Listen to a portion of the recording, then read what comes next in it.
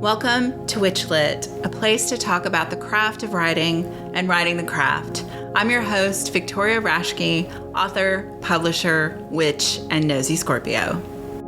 Nathan M. Hall is a witch, animist, initiate of the Anderson Fairy tradition, and member of the Temple of Witchcraft. He serves on the board of the annual Mystic South Conference and is a contributor and editorial advisor to The Wild Hunt, a daily news source for the pagan community. Nathan has 2 decades of experience working as a journalist and editor and has lectured at media conferences and has sat on a variety of panels. His new book is Path of the Moonlit Hedge, out from Llewellyn in May 2023. Nathan Hall, welcome to WitchLit. Hi, thanks for having me. Thanks for being on. And I'm excited to talk about all the different ways you write and contribute to the pagan sphere, whatever you want to call it. I'm excited. Grateful so for the chance. Yeah, thanks. Our first question for everybody on the show, though, is why write? I've been writing for most of my life. I think I wanted to be a writer when I was a kid, when I was a real little kid. So writing for me is just kind of, it is a function of my life. I don't even really think about it. I don't even actually plan for it. It's just something that I do. Mm-hmm. So what was the impetus from going from like kind of more journalistic writing to writing Path of the Moonlit Hedge? Like, how did that evolve? Well, I spent about 10 years ago, I spent a while trying to write some fiction. I wrote about 2.5 books. Never saw the light of day. I don't know if they ever will see the light of day, but it was a good experience. And that got me, it really got me into the, wanting to write a book bug and getting something actually published. I think anybody who has, who writes at a book length level in the first place kind of wants to be published. It's just sort of one of those like goals that you end up setting for yourself. And so that's why I knew that I wasn't going to do anything book length journalistically, or at least not now. Mm-hmm. So I decided, I am friends with someone who works at Llewellyn, and she's like, if you ever have any thoughts, just pitch them my way. So I did. I pitched a few things over the years, and she was like, nah, none of that works. And then finally, this I sent to her, and she was like, oh, this is really interesting. I think this might go somewhere. So then she took it to Llewellyn, and they approved it. So nice. Yeah. I think it's important for people to hear that there were a lot of pitches before that. Yeah. I think we've had a lot of people on the show go like, I just pitched this thing and I got a book deal. I'm like, it doesn't always work that way. It's so true. And like, I think it was good to have rejections because it made me think harder about what I was pitching and think more deeply about it. It made me develop a premise more than I would have if it had just been like one random pitch and it was approved. Mm-hmm. Yeah. So, and because of that, Llewellyn decided to split my book in 2.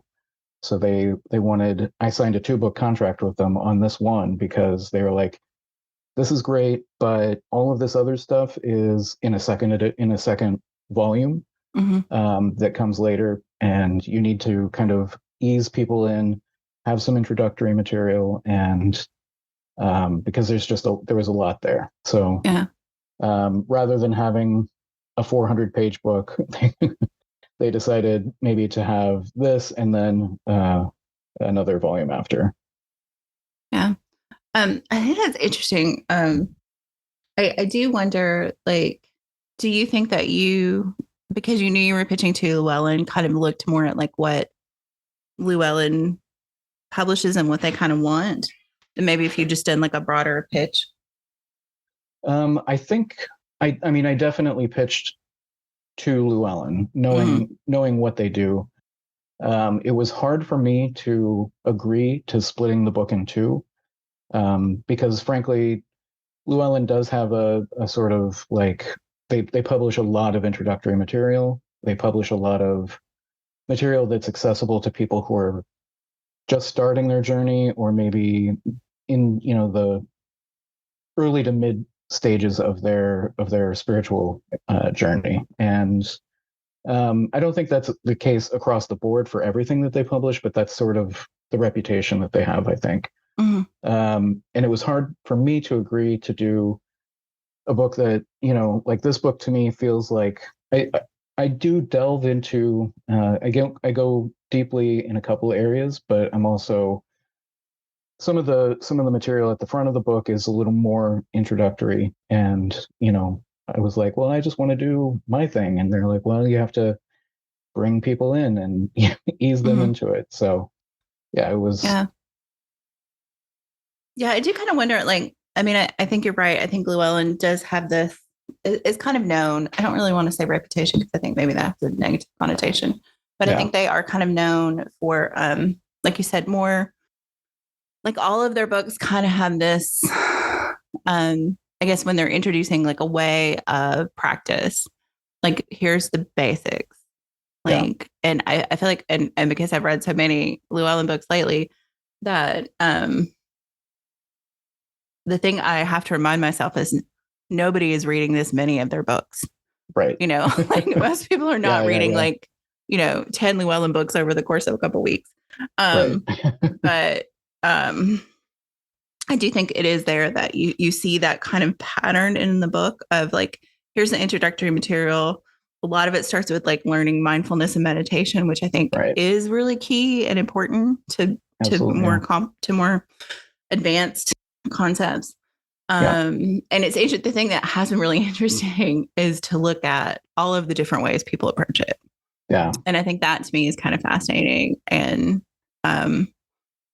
it's like, I always think about, I think I've talked about this on the show before. It's like every book is a different door you can walk through.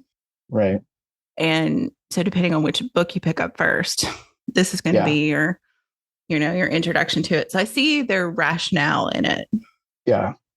But I think there are a lot of us who are like, I want like a 201, 301 master thesis class on this topic. Yeah.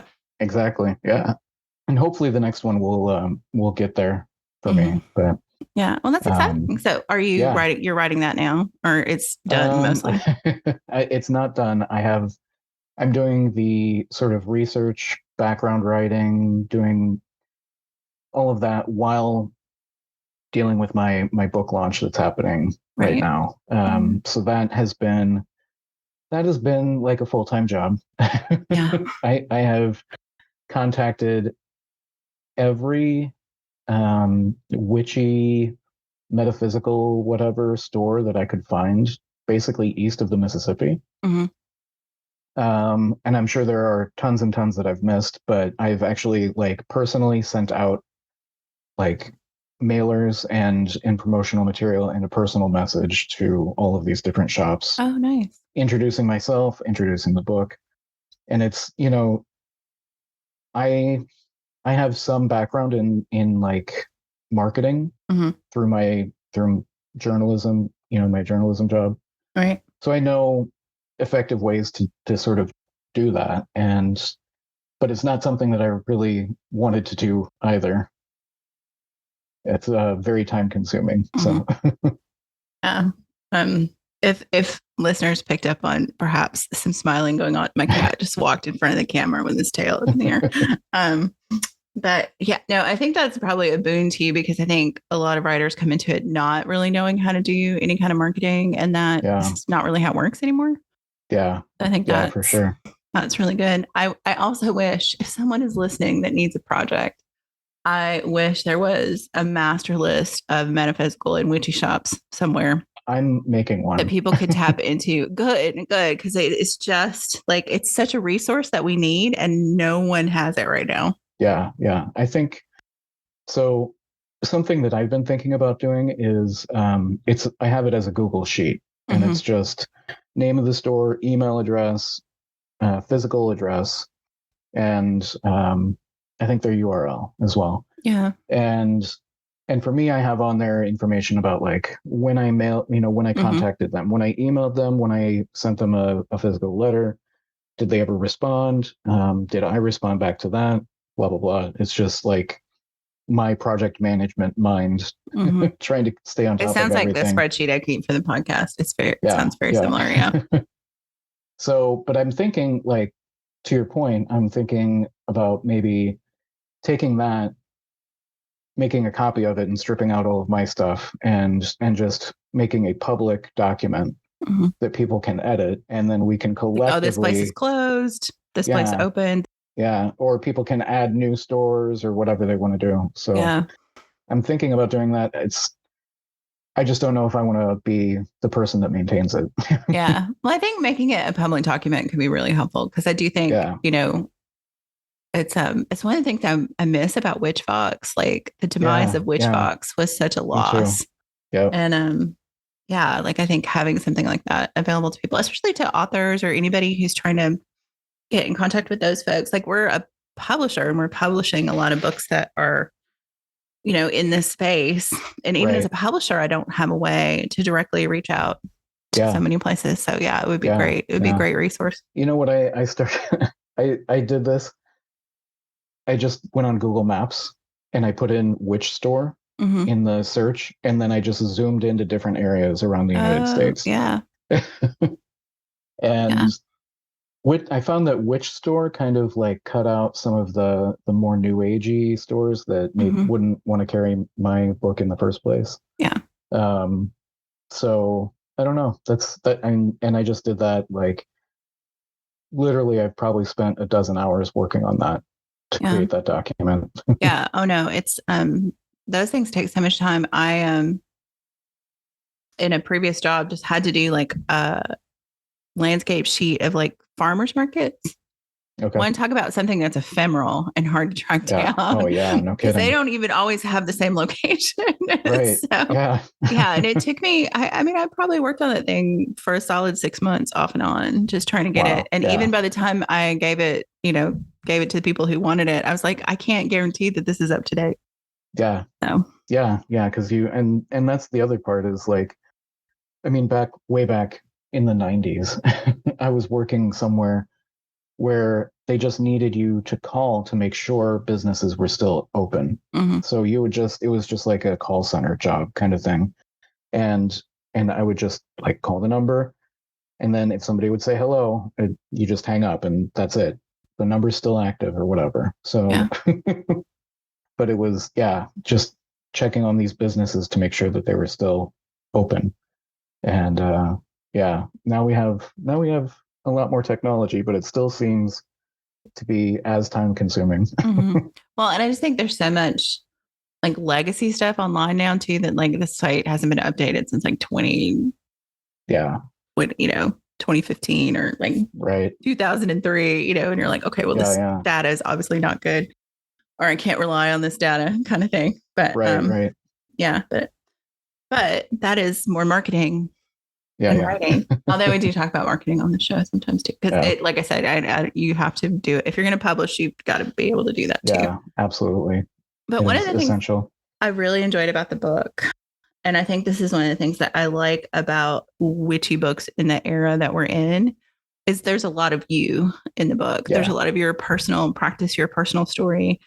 And I obviously have not read everything you've written as a journalist. So I don't know if this is a big departure from that, but was that different to kind of write this, like, it's not really witchy memoir because that's not the whole book, but it is like sharing a lot of your personal story and your road to where you are. So what was that like for you? I actually had to fight to get that in there, and to keep that stuff in there.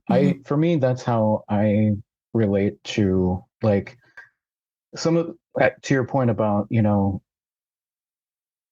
books, witchy books have been in the past felt more like, I don't know if I want to say academic, but just a little, like there's not a lot of personal anything in it. It's just dry. I would say they're a little dry. Yeah. Yeah. And I don't care for that style. Like it's not what I want to read.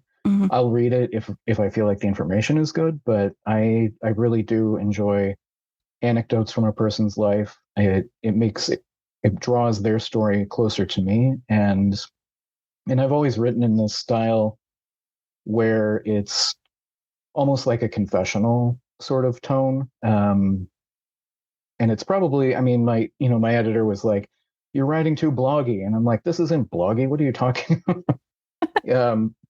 But I think she was, kind of keying in on the confessional style, and I was like, that's just how I write. I mean, there's always going to be me sharing portions of my life in my writing. That's just how I do it.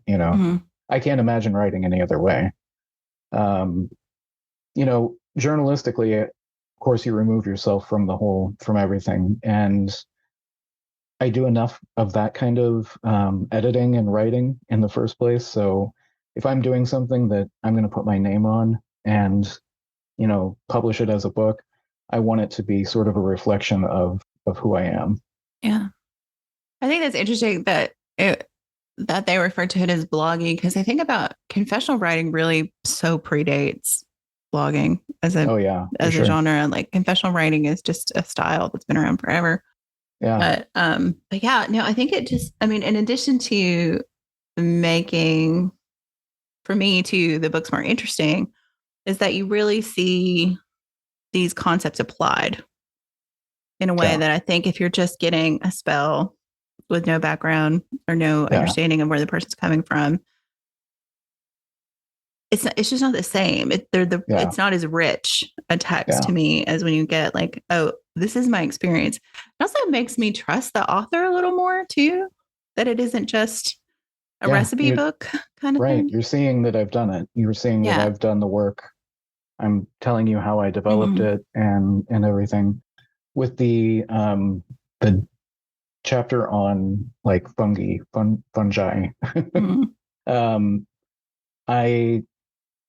I mean, that was really how it all came together. It was, me developing, like, first of all, noticing, and then, developing a relationship over time with with these mushrooms that were growing near my house. Yeah. So, and I felt like, and that including that in the book was like, I don't know if this fits. And now it's like, it's one of my favorite parts of the book. And several people have been like, this is really an interesting section. Like, how did, like, why did, I got a lot of questions about it. So, yeah. Yeah, I will say it was one of the parts of the book that I was like, oh, this is new. This is new information, because I have been fascinated with the mycelial network of trees. And I've read a lot over the last couple of years about tree communication. And I read the Overstory, that giant novel by Richard. Oh, what is his last name? Can't remember right now. Yeah, I can't either. But that book is just brilliant. And I will tell people though, it's really long. And if you're if you dive in, be prepared. But it's brilliant, and the audiobook is amazing too. So it was just like, yes. And that, I mean, when I first learned about that, the mycelial network and all of this stuff and how that all comes together, like it just immediately felt like, oh, this is animism in the world. Like people can see this in a way that, I think it's easy to think everything is disconnected, and you're like, oh no, this is like concrete, proof that these things exist. And so to me, it always seemed very witchy anyway. And so to bring that in and to think about it, and then to also expand upon it as a way to look at things, and even talk about it, like how, in the Star Trek world, this like fictional idea of it, and how that could even be an expansion of the idea. And I was like, okay, this is really cool. I started really going down. I think that's somewhere that I'm going to dig into more in my next book. But like the idea of psychic bilocation and things like that, where it's, it gets real out there real quick. You don't have to think too hard about it before you're like, whoa, what am Yeah. am I on mushrooms thinking about this? Yeah. Like, I mean, just thinking about like quantum physics breaks my brain a little, Yeah, but in yeah, like a really good way. yeah, And I don't know, to me, even though people are like, oh, materialist science and yeah, witchcraft can't exist. And I was like, have you read science lately? It's not that yeah, materialist. yeah, Like, yeah, yeah. That's the encouraging thing for sure. Yeah, yeah. Some of the new stuff that's, uh, there are some definite flavors of animism that are kind of, I mean, even like the field consciousness theory, mhm. where, consciousness is not a property of our brains, but is a property of the universe that our brains are just sort of tapping into. Yeah. Is Yeah. is a It's just a wild idea, and it's, I read about it in a science magazine. That was Yeah. my first exposure to the idea. So Mhm. um, it's encouraging to see, because it can be frustrating having like an animist perspective, and I really enjoy science and I enjoy the exploration of things, but the materialist sort of has become almost religious within the sciences, and to see it sort of start to escape that is Yeah. refreshing. Yeah. Yeah. I love, yeah, like just the edges of science to me are always interesting. And I know, I think that like field consciousness idea and like that, the multiverse idea. Yeah, And like, when you think about the multiverse and then you think about things like psychic bilocation, you're like, oh, yeah, well, it maybe. makes perfect Yeah. sense. Yeah. Yeah, You're like, okay, well, is this connected? Yeah. yeah, Like, I just love the idea that, I mean, I have a friend who is a scientist who's also a witch, and she always says witchcraft is just science we haven't explained yet. yeah, yeah, And I'm like, okay, like yeah, part of me always agrees with her. And then part of me is like, well, maybe it's more. But then I was like, yeah, well, then we figure out what that more is. And then maybe yeah, there are things that we can't know and won't know yeah. while we exist as a species, but that's okay Right. too. Yeah, exactly. Yeah. I mean, we're still completely flummoxed by, dark matter and dark energy. There's huge amounts of the universe that we can't even see. Yeah. So, Yeah. And I love, I mean, part of I think the field consciousness theory and like one of the things that, and this is not Victoria waxing sciencey because I'm not a scientist.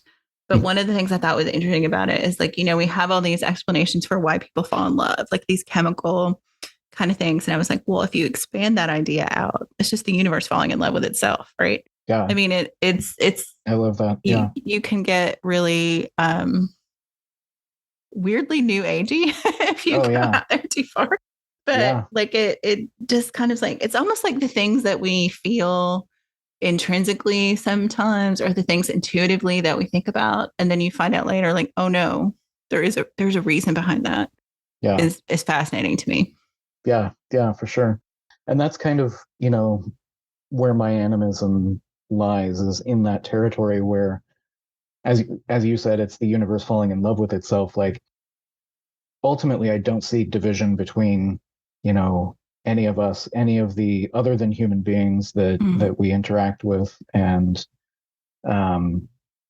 and it does get real woo woo real quick. But to me, it's just like, this is the soup I'm swimming in. Right. It's Yeah.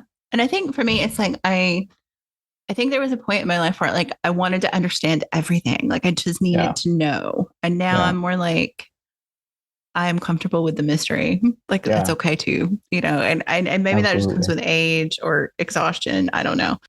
But yeah, no, like living with the mystery is its own kind of beauty.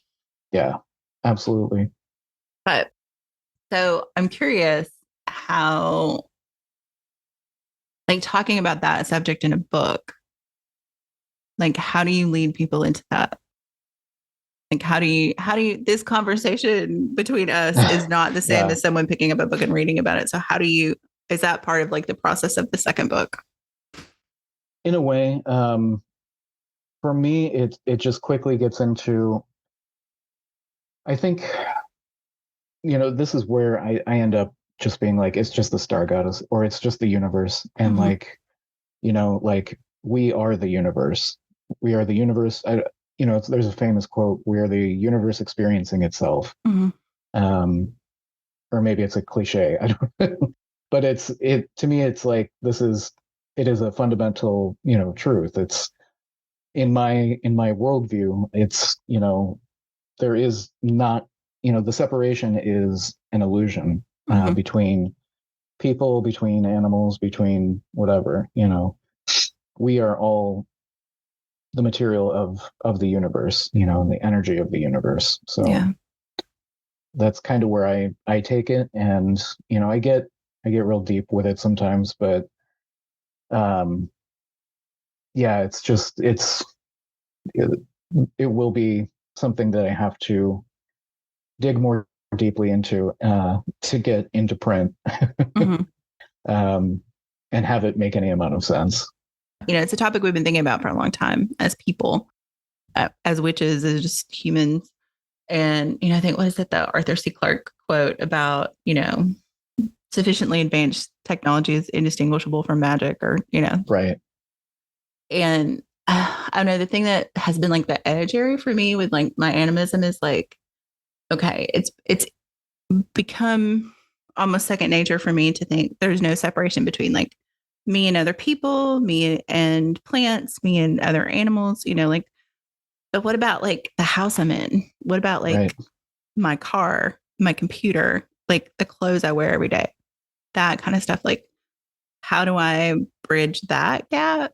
Seems Yeah. bigger because we still have this constructed world Right. division a little bit. Yeah. Yeah. It's something that I was just doing a workshop a couple weeks ago, and this very thing came up. What about manufactured things? Mm-hmm. Are they ensouled? Are they inspirited? And my answer is yeah. It's I work with the spirit of my computer every day, Mm-hmm. and my car and things like that. Just because it's manufactured doesn't mean. I mean, like, even going even more into the sci-fi realm, is there a spirit of AI, Mm-hmm. and can you work with that? Do you want to work with that? And like it definitely gets into, it feels like it goes beyond spirituality into like a weird sci-fi Mm-hmm. theoretical realm or something. Yeah. But yeah, I mean, in my practice, everything, I mean, everything, even parts of things, like, when you think of like a river that leads into a lake, Mm-hmm. is there a spirit of the river and a spirit of the lake? And is there a spirit of the entire watershed? And Right. my answer is generally yes to all of that. Yeah. And there's a spirit of like all lakes. Right. Yeah. Yeah. Yeah. You Mm-hmm. can, yeah, there's like the oversoul of a species of tree, Mm-hmm. the oversoul of rivers, and things like that. It gets real, I don't know. It's it gets into like like you start sounding like a hippie, like who's had too many bong rips or something, and but it's like, I don't know, it's just, it feels, this is my worldview, and this Yeah. is the worldview of many people. So um you just kind of want to take it where it goes. Yeah. And I think for me, it's partly looking at things that way, like looking at the world that way or the universe that way, is helps my brain wrap around why magic works. Hmm. Because if everything really is connected and there's no separation between us, and every time you tap on a string, you're tapping on everything. Yeah. So, Yeah, for sure. um and it also brings up interesting ethical dilemmas mm-hmm. when doing magic, Yeah. that, like, is it even magic that is generally seen as positive, is it, like, is it ethical to do magic at all? Is it, but then you can take that to an even further extreme, and it's like, well, is it ethical to exist, because of the impact that you have at just existing? Mm-hmm. So, and then that makes the arguments you get into about, like, it ethical to do magic? Well, I'm in this world and I have agency in this world. And, my desire is to do as little harm as possible, Mm-hmm. but I am still an integral part of this Right. whole, Right. So Yeah. I mean, it's like, my consumption is harmful on some level, mhm. but then I too will be consumed. Yeah. Yeah. It's an interesting, yeah. I mean, I think it is one of those things like, yeah, I'm really looking forward to the second book, if you can't tell. Yeah. Um, One of the things that I have flagged for to cover in the second book is the personal decomposition, and consumption of Mhm. yourself after your life is over. Mhm. Um, and have you heard of Recompose? They're an organization that started there somewhere in the Northwest, maybe around Seattle. I can't remember. Maybe Mhm. Seattle. But they have basically they use fungi to decompose a human body and break a human It was body like down human into dirt. composting. Yeah, yeah, Yes. Okay. Yes. Okay. Yes. yeah. So I just love this idea. I think it's like the most Mhm. magical thing, Mhm. and so the idea of like becoming garden soil after I go is like the happiest like idea that I could imagine. Mhm. Yeah. Well, I think especially in the book you talk about like the fairy traditions idea about the three souls. Yeah, yeah, And it's I have never studied fairy tradition yeah, specifically, but it comes up a lot because so many people who write books have right, that in their lineage. yeah, And it's been really interesting to me to think about like the multi-part soul and yeah, that, yeah, and is like, yeah, if you're, if the animal part of you returns to the earth and becomes yeah, that, like that's really beautiful. But then you get, and if that's what you think happens to everybody, then you're like, well, ancestor veneration is complicated. yeah, Yeah. yeah, Like, but not if we're a multi-part soul, then that explains it, right? yeah, So right, I think I don't know.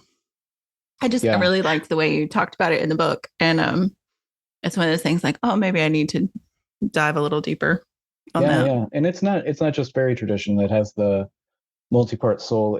I mean, it's in Temple of Witchcraft, Mm-hmm. but it's also, I mean, it's a really old Mm-hmm. concept. Like even Egyptian, right? I mean, it goes, Yeah, yeah. yeah. And there's some like even in old Celtic Mm-hmm. like folklore or lore or mythology or whatever, they have like multiple cauldrons and that are make up your souls, Mm-hmm. and so there's it's definitely out there, and yeah, it's something that when I first was exposed to it, was like, oh, this makes so much sense. Like, Mm-hmm. you have these different aspects of yourself that carry on in different ways after you die, Yeah. and sort of getting all of those souls in alignment is kind of the work of the witch, or Mm-hmm. the work of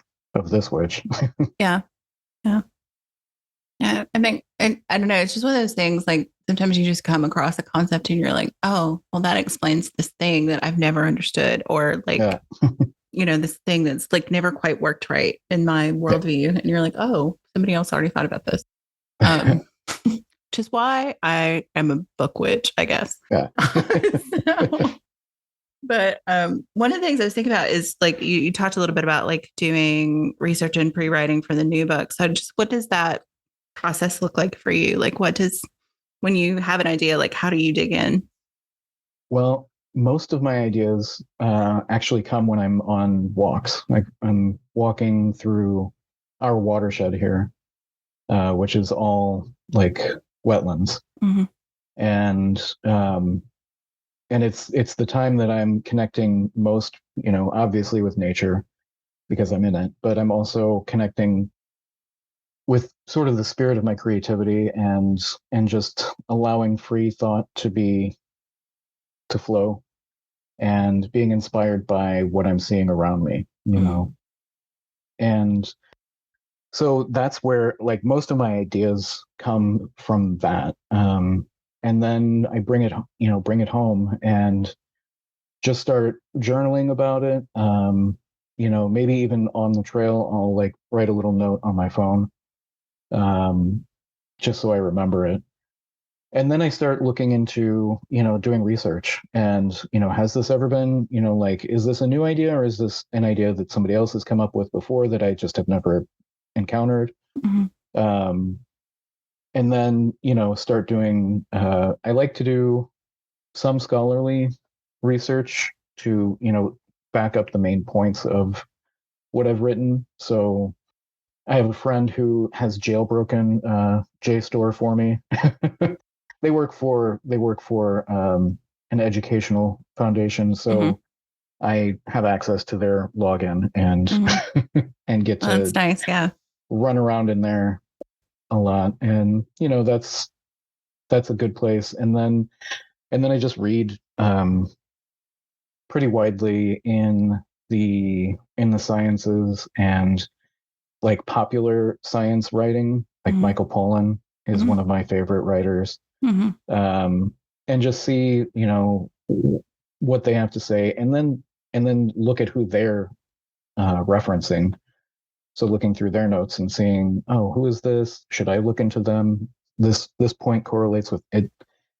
It gets, very, as I said, I've spent some time as a project manager, so I get very project managey about it, Mm-hmm. where I'm like, okay, well, I've got this idea, so it needs to have, I need to do some research around it and find out who, try to find some original sources, see what other popular writers are saying, and then just dig into that. So that's kind of my process. And then at some point I get frustrated and I'm like, enough research, I can't handle it anymore, and I just start writing, Yeah. and then it's on from there. Yeah. I think that, I don't know. I'm currently working on my first like long form nonfiction thing. And yeah, sometimes the research is like getting in the way of writing. It's like I just want to write, Yeah, but I need to know this fact and I need to know yeah, it to write the next thing. So yeah, right, it's like as much as I love the research part, sometimes it does get in the way, or you get down a rabbit trail that winds up not being fruitful for the current oh thing, yeah, but sets you on yeah. a path for something else later. And you're like, okay, I can't Oh do my, this right now. yeah. I'm such a magpie when it comes to all of this stuff. I'm like, Mhm. oh, shiny. What's that shiny thing over there? I Yeah. need that. Like, I need to store this for later. Mhm. And it just, Yes. Oh, no, I feel you on that 100%. I think one of the things that you brought up in the book, and then you kind of touched on again there, is getting your ideas when you walk, and how, like, in our current screen infested social media yeah, world, yeah, like, it's so hard to be bored. yeah. And it's so important to be It is bored. vitally important. I think creativity is that is the source of creativity, Mm-hmm. And if you don't allow yourself to be bored, you're not going to challenge yourself to think Mm-hmm. more deeply about different things, or even consider other points of view that you had not considered before. Yeah. So yeah, I think it's limiting screen time is so important, and it's something that I don't even do. Like I need to have a better regimen for myself on Mm-hmm. it. Yeah. Um, but it's something, in my son's life, we have, extremely curtailed screen time, and like he doesn't even like movies at the end, which is crazy. Mm-hmm. I mean, it's not crazy, but it's so many children his age have been raised on like Disney movies or Mm-hmm. whatever, and he can't handle them because they're just uh, too immersive, Mm-hmm. and oftentimes very violent, but Yeah. which he doesn't like either. But so I think, but by limiting the screen time, he engages in play more. He engages in art more. Like he just sits and does math like for fun. Mm-hmm. So and it's, he is a great example to me, reinforcing that I need to get more on top of it myself, Yeah. for myself. Well, and like in the middle of this push for the book launch, that's even harder because like Oh yeah. I mean, you're encouraged in marketing to, post this many times a day and comment on other Yeah, people's posts and blah, blah, blah.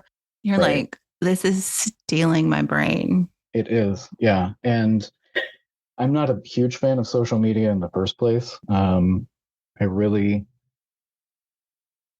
I think, like Facebook came around and I think I was 24 when it was made publicly available. Mm-hmm. And I was almost at the cusp of being just almost too old to jump on and be like an early adopter for it. But I tried it, and I think I always look back on that and I'm like, I wish I had waited. Because, there's so much of my life since then has been lived through social media. Mm-hmm. And I've always had just this like, a real argument with myself about, if it's a valid way to spend your time, Yeah. And I think, Facebook to me, especially, is one of those that's like, I mean, I think TikTok and Instagram and like the image stuff is one thing, but I think there's something Yeah. about Facebook that's different. And I Yeah. suspect that's why a lot of younger people have stepped away, Yeah. is that it's this like weird, intimate peek into people's lives that if it weren't for social media, you might have occasionally thought about this person, but they're not immediate to your life. Right. And so it's like this artificial inflation of your circle. Yeah. In a way that is like emotionally draining, I think, for people. Absolutely. Yeah. And I like, I have lots of thoughts about it that I haven't coalesced into like an overall theory of why I think social media is bad for us. Yeah. Other people are saying it much more cogently than I am. But like, I think that's one of the ones, like this artificial inflation of what it means to be popular, even. Like, Right. there was this great article about, like when you're trying to promote something and you publish a post, Facebook, Instagram, Twitter, whatever. Yep. Probably not Twitter these days. Yeah. But and then like 1,000 people like it, and you're disappointed that 1,000 people liked this post. Yeah. And before social media, if 1,000 people knew you existed, you would be shocked. Yeah. Right. If 1,000 people were in a room to listen to you, you would be overjoyed. Right. But this makes it seem artificially small. Yeah, Yeah. or terrified. Yeah, depending on your relationship to public speaking. Right. But yeah, like it's just so skewed our idea of what it means to connect with other people. Yeah, absolutely. It's just, to me, it is, it's akin to like radioactive material, Mhm. like the more exposure to it you have, the more like kind of sick you become with it, and it becomes it's almost an addictive thing too, like if your post does really well, then, oh, well, I need to post another one, and see if I can get the same amount of dopamine more hit. likes. Yeah, right, exactly. So yeah.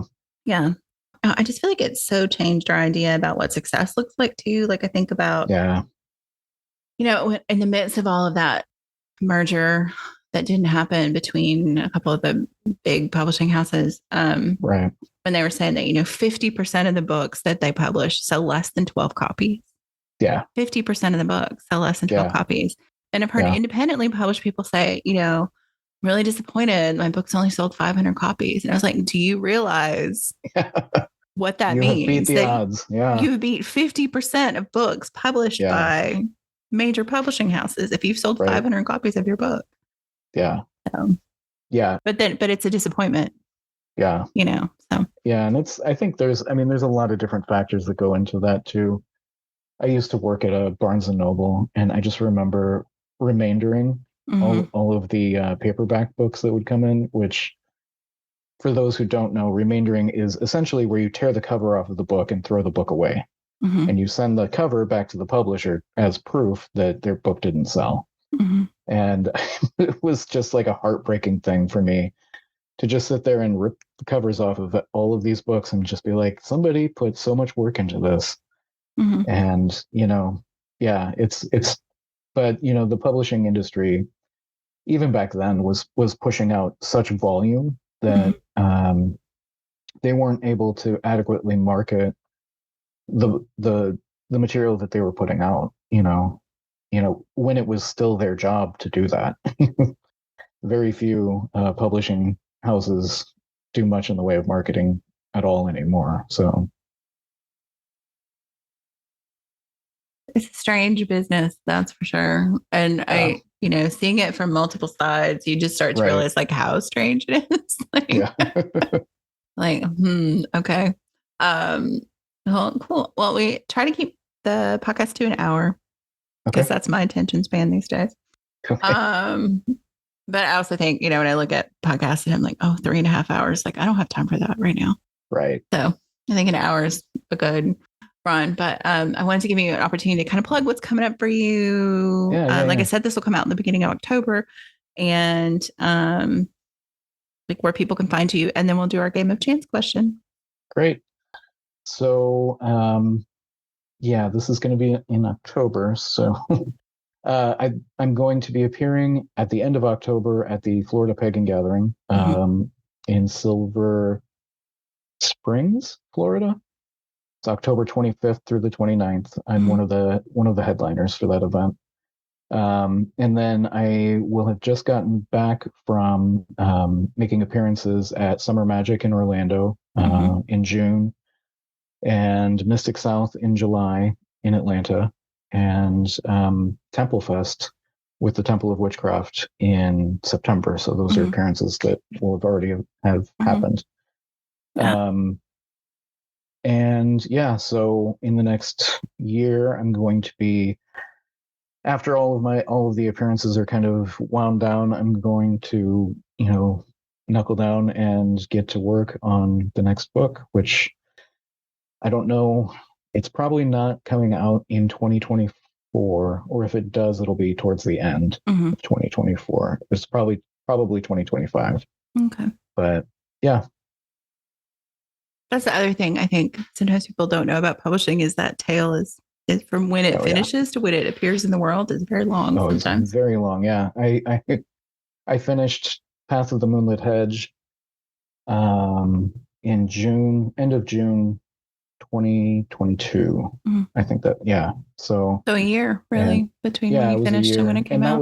That was a really rapid, like they fast tracked me to get it out more quickly because I wanted to be out for the summer. But yeah, it's usually even longer than that. It was like mine was, I think, a few months quicker than what they usually do. Yeah. So our last question is a tiny game of chance. Okay. And you live in the South, so the things you're not supposed to talk about in polite company. Right. That witches like to talk about, especially, those of us who play into our Scorpio-ness, who don't like to make small talk. So I will roll a die, and depending on what number I get, you will get a question about death, sex, religion, politics, or money. And if I roll a 6, you get to pick which one you want. There are no rules to the game. So if you're like, I don't want to answer that one, we'll do a different one. Okay. 6, you get to pick which one. Okay. Let's see. How about politics? I was going to say death, but maybe politics. Maybe politics. Okay. So based on what we talk about, I think I might change up my question a little bit because it's usually like what obligations do witches have in the world as in politics? But you live in a very specific place right now. And so I was kind of wondering, like, what is it like to move through the world as an occultist, a pagan, a witch in a place that has really moved into far right extremism in a lot of ways? Like, how do you navigate that world right now? I'd be lying if I didn't say carefully. It's hard as somebody who is a publicly out witch and pagan. It's a rough time in this state for sure. But I also know so many people here who are not in that far right. Mm-hmm. It's the thing that I always have to fall back on, that I always have to remind myself, is that these people are in charge, but they're not the majority. Mm-hmm. Um, just because the Republican Party gerrymandered all of the voting districts, and I vote in the same block as people 70 miles away, doesn't mean that that there aren't still good people in this state, and that there are um, there is resistance that's happening, and it's Yeah. increasing. And I think what I'm seeing internally, that may not be so exposed externally, is the amount of disgust that people have Mm-hmm. over the things that are happening in the state, um, to the point that, like, people who live here are almost revolted by what is going on. Mm-hmm. Um, and I mean, it's obviously that would be a natural reaction to have. Yeah. But the I don't think that this is something that is going to. It's not a sustainable track for the people who are in on the far right end of the spectrum. This is not something that's going to keep moving forward without any sort of counterbalance, counter checks happening. Mm-hmm. So Yeah, I think it's been interesting to see, like, even people who consider themselves on the right or Republicans are like, yeah, but not like this. Like, yeah, this isn't what we want either. yeah, yeah. There are. I mean, there are plenty of conservative people who I've talked to here who are. They don't like. They think that the what DeSantis is doing is just sort of a clown show, and they, like, he's trying to really up his profile for a presidential election, and he's just trying to out Trump, Mm-hmm. and being in charge of a state is a really great way to show that you can out Trump. And it's scary. And, I would be lying if I didn't say that we have had multiple conversations about moving, but Mm-hmm. when your life is set up in a place and it's been set up for a long time, it's hard to uproot that. It's hard Yeah. to quit jobs and end relationships and everything that it would entail to escape. Yeah. And I think that's something that people are like, well, you should just move. And I'm like, okay. I mean, we did move from Tennessee to Yeah, California, but it was for a job. It wasn't yeah, 100% to escape Tennessee. right, But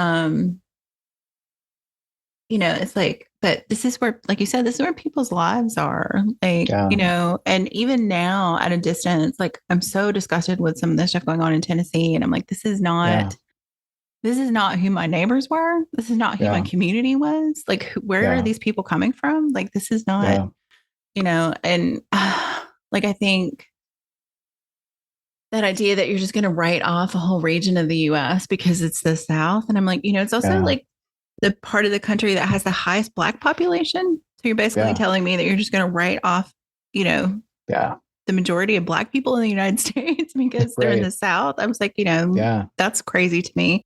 yeah, And also not productive. Like, he said they're yeah, good people, and gerrymandering has made it look like there are no blue dots anymore. And I'm like, yeah, you'd be wrong. yeah. Yeah. Yeah, I mean, it's gerrymandering that's made our state a supermajority Republican state. Tennessee is exactly the Yeah, same. Yeah. yeah. But yeah, it's a frustrating time, and I feel like I am actually more safe than many of my friends here. I'm a white, you know, apparently cishet male, so Yeah. the cards are kind of stacked in my favor in that way. Mm-hmm. And there are many of my friends who are seriously looking at leaving, and I don't want them to. I would, I Mm-hmm. don't want to lose them for my life, but I understand Yeah. why they Yeah. would, and where the motivation comes from. When you're looking at a target on your back, that's different. And I don't fault those people for leaving. I mean, I don't fault anybody who decides that they need to leave. But if you are the population being targeted, if you need to leave, you need to leave. And for a lot of those people, it's not possible either for financial or family or, other obligations. Like that's not possible. Which makes it all the more just important that people do speak up about these things. And, like seeing all of these books getting banned from my child's school, I'm like, what? This is ridiculous. Like, I do not subscribe to any of the ideology that's powering this movement. And as a tax-paying citizen of this county, like, it's my responsibility and right to have representation, to have other viewpoints available to my child, and so it's like the idea of parental rights, but not all parents, right? And I'm like, exactly, that's problematic. Like you're talking out of both sides of your mouth, and we all know it. Oh, but I think I think one of the things I always like to end on kind of a hopeful note. I think one of the things that is good to see is that people are really starting to speak up, and in places where sometimes it's not even safe for them to do that, people are still going, no, this is not okay. And I think that we all have to be heartened by that, and we all have to stand up with them in the ways that we can. Absolutely. I mean, not everybody can be public, but and nor should they be if they don't feel safe to do so. Right. But, exactly. But we definitely, I am encouraged by the amount of people saying this is not who we are, who we want to be. This is not the culture that we want to create. So. I still have hope. I mean, I know that sometimes that seems almost Pollyanna in the face of things happening, but I still have hope. Yeah, I do too. And I dedicated this book to my son in the end with a very hopeful note to him. So I think that the seeing things like animism and witchcraft spreading and becoming, it's not mainstreamed, but it's more readily available than it ever has been, in my opinion. It gives me some hope that maybe people will be able to turn their attention, their opinions, and their actions to better and more hopeful activities. I hope so too. Awesome. Well, Nathan, thank you so much for being on, and thank you for writing this lovely book. Thank you. And I'm looking forward to the second one, and come back on and talk about that when that comes out. Awesome. I will. Awesome. Take care. Thank you. WitchLit is a production of Thousand Volt Press and is edited by Julian Rashke. Our intro music is Cosmic Glow by Andrew Kay, and our outro music is Voices by Alexander Shanekar. Transcripts and all our previous episodes are available at witchlitpod.com, and you can follow us on Instagram at witchlitpod. Please help other witches find us by leaving a rating or review wherever you listen to podcasts. Thank you for listening to and reading WitchLit.